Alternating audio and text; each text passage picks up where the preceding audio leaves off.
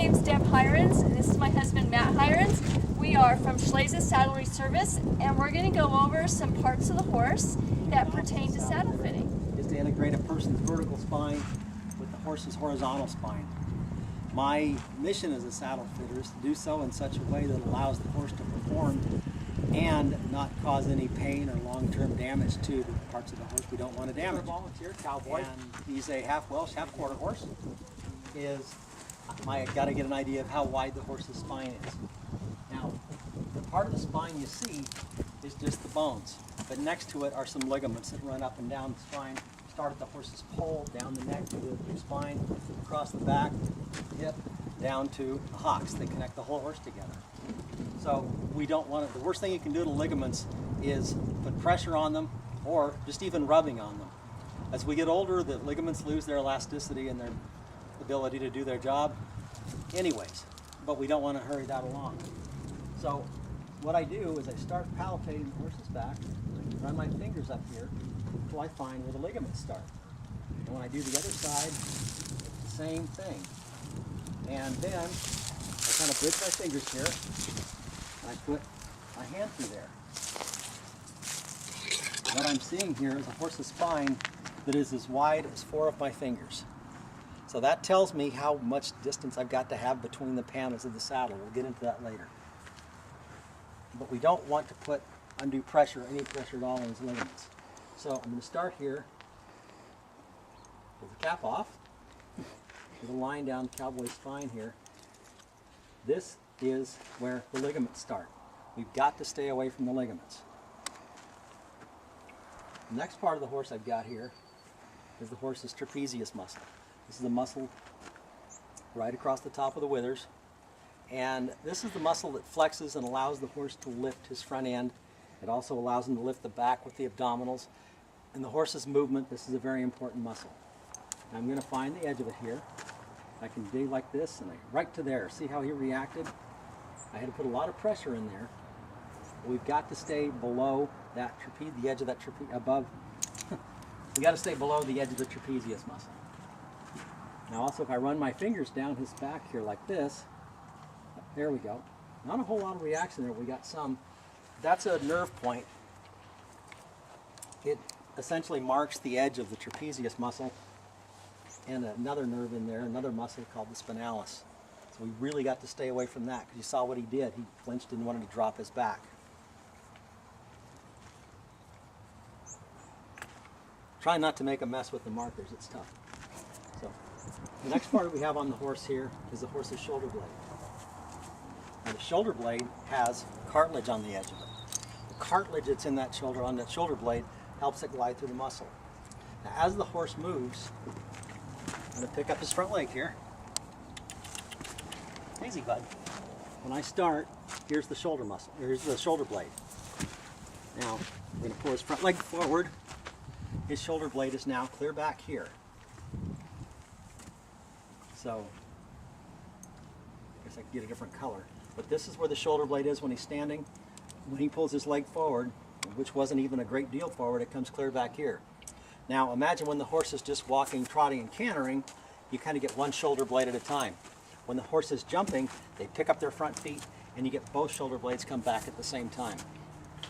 Now, we do not want a saddle to impinge on that movement, especially, the more you're asking your horse to do, we don't want those shoulder blades to be restricted. We don't want to damage the cartilage. Another muscle we deal with, actually this is a group of muscles here. I refer to this as the shoulder muscle, and you can see how big this is. Now, once again, I'm going to pick up his leg. Hey, bud. This muscle, when he picks his leg up, this muscle it just flexes, relaxes, and expands. It sticks out like a little basketball here.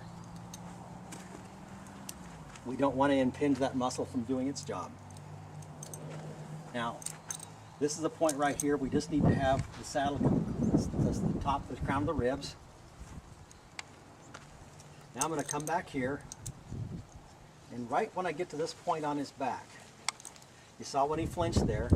This is lumbar dorsal fascia muscle.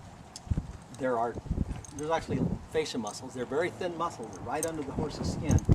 What these muscles will do, they don't do a lot of work, but if this is getting traumatized, this point where they intersect here, the little thin muscle will tell the big muscle not to do their job because they don't want pressure here. They'll hollow their back to get away from it. So, as we can see on Cowboy, we don't have a whole lot of room here. We've got to stay in front of this point here, in front of that nerve. Got to stay below the ligaments in the spine.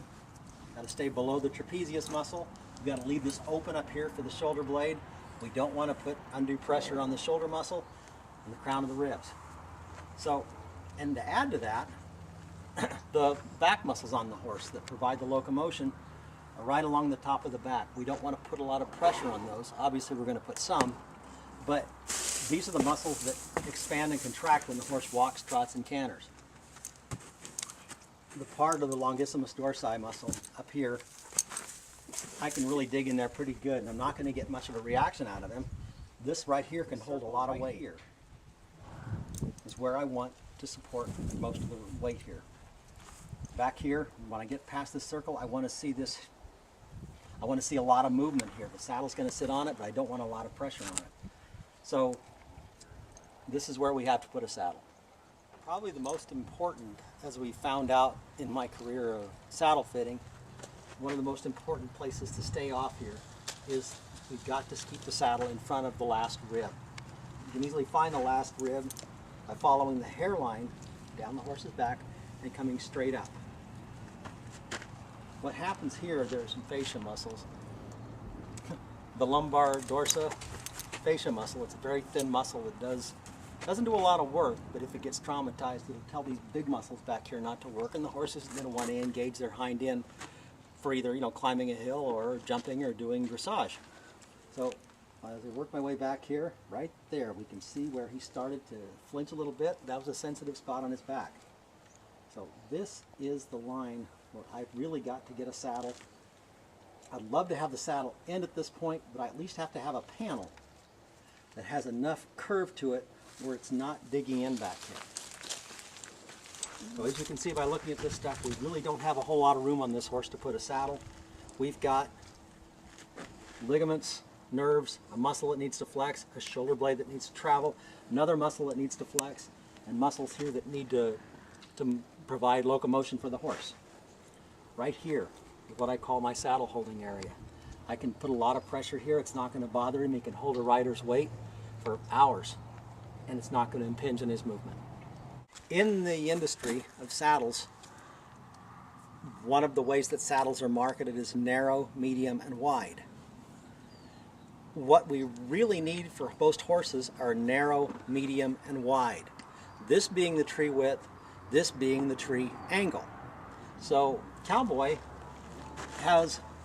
is very wide up on top here, but we don't want the saddle to rest up here, restricting the trapezius and blocking the shoulder blade.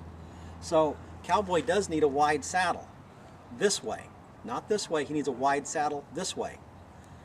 Now the angle of this tree has to be, I guess you'd say, flat enough to where it's going to allow this to be wide enough, but not so wide that the saddle comes down and rests on his withers and blocks the trapezius.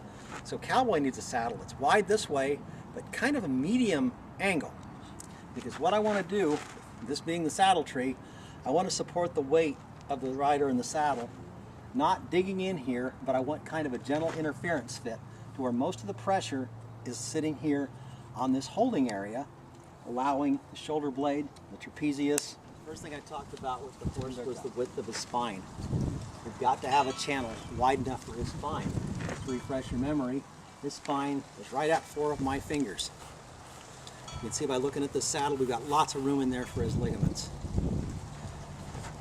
The part of the saddle we talked about was the width up here to clear the horse's trapezius muscle and the nerves and allow room for the shoulder blade to come through. We've got lots of width up here. We've got a nice wide channel. It's very open in the front. The next thing I talked about was tree, not width, tree angle. That is the angle of the tree coming down now that it's wide enough. It has to be wide enough to where it's not going to put any pressure, it's not going to bridge or put pressure too far up on the trapezius muscle, but it can't be so wide the pressure comes down on his withers. Let's set the saddle on his back. This saddle is right behind its shoulder blades. It's got a nice relief here for the shoulder blade. And as you can see, there's lots of room up here. The pressure is clear down here where it's in that holding area on the longissimus dorsi muscle. And there's lots of clearance up here for the trapezius and the shoulder blade. One of the things that happens when a horse moves is that when muscles stretch, they get longer and they get smaller. When muscles flex, they get shorter, but they get bigger. Now when this horse moves, this trapezius is going to flex and it's going to get bigger, along with the abdominals. When that happens, that longissimus dorsi muscle, where the saddle is sitting here, is going to stretch and get longer. So if I start with a saddle that's fitting evenly, right from the trapezius down to that holding area, as the horse tries to move, there's no room for this to expand.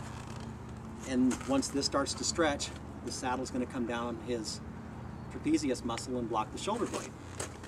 This saddle has plenty of room up here, and the support is here on the longissimus dorsi muscle, to where this is not going to impinge his movement. One of the more important spots on this horse is I need to keep the saddle in front of this point where the lumbar dorsal fascia muscles have a very sensitive spot where they come together. Once I get the pressure off of here, the pressure off the trapezius, the ability for the shoulder blade to come through, we've got a horse that can move.